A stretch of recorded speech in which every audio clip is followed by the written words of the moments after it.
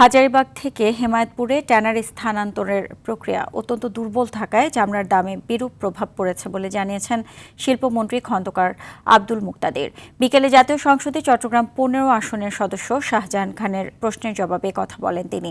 মন্ত্রী বলেন, চামড়া শিল্পের উন্নয়নে আন্তর্জাতিক লেদার ওয়ার্কিং সনদ প্রয়োজন, আর সেটি পেতে ট্যানারি শিল্পের কেন্দ্রীয় বর্জ্য শোধনাগারের সক্ষমতা দ্রুতই ২৫,০০০ ঘনফুটে নেওয়া হবে। এ সময় ক্ষতিগ্রস্ত ট্যানারিগুলোকে প্রয়োজনীয় সহায়তা করা হবে জানিয়ে তিনি বলেন, চামড়া শিল্পকে ১০ লাখ বিলিয়ন ডলারের বেশিতে নেওয়ার পরিকল্পনা নিয়েছে সরকার।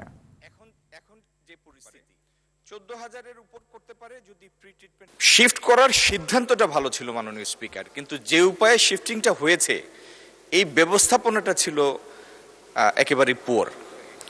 ওইখানে যাওয়ার পরে বেশিরভাগ ট্যানারি দম হারিয়ে ফেলে, তারা নতুনভাবে শুরু করতে পারেনি।